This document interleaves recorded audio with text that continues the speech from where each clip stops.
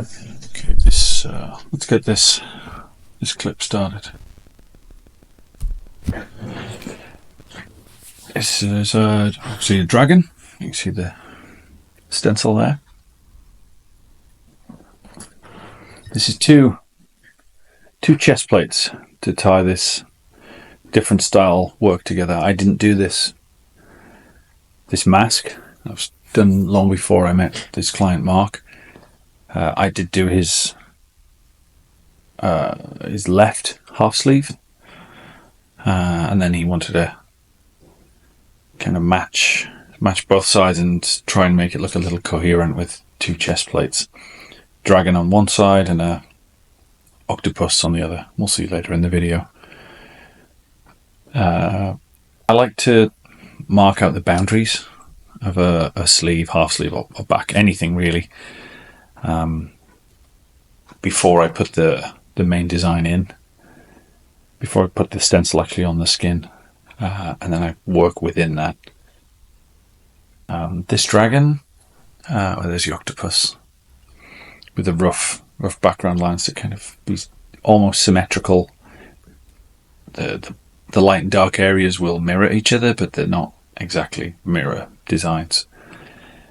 The stencil at the beginning of the video, the dragon had a different neck shape, but it just didn't work once I placed the dragon on his chest.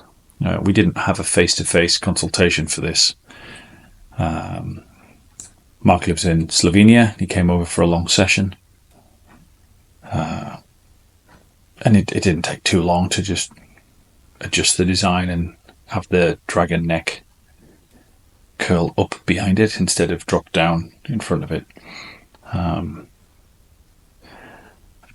Build up some of the lines on the octopus and around the dragon head to kind of make it feel a little more like the Japanese woodblock prints I've referenced.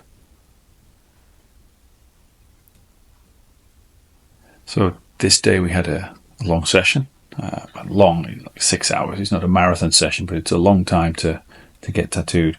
But I wanted them to both match, so I lined the octopus first, and then we started on the dragon.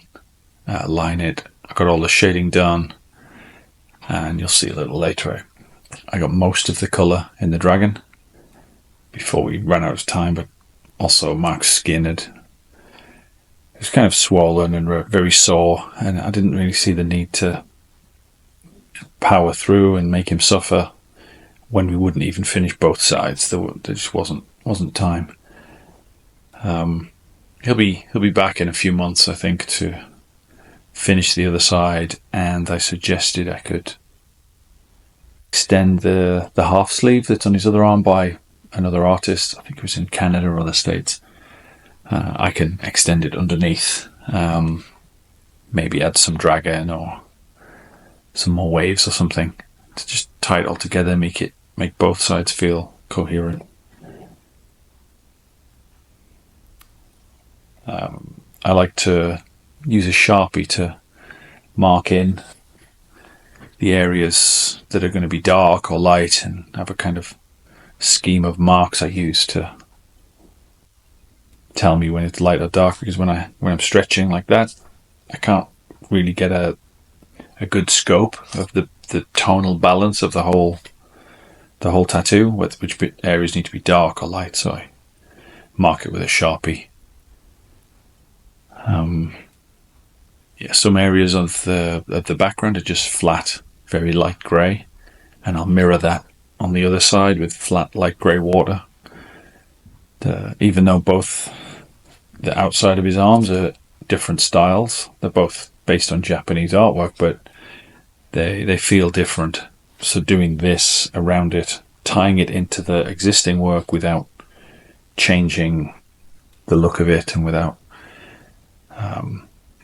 compromising that balance, I think it'll make Mark feel a lot more balanced and have the kind of finish of work that he's looking for.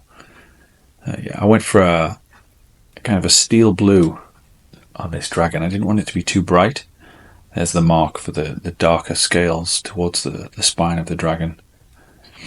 But I wanted a lighter blue. Pale blue, really, not to stand out, not to be a vibrant blue, but not grey, so it wouldn't get lost in the background. But we'll do a bright red belly on the dragon and yellow spine. This is me explaining the patterns I'll be putting in the octopus, probably in red, and then colour the octopus orange and like a salmon colour maybe. And then we're only really using the colours that are already on his arms. So we're not adding too many new colour schemes.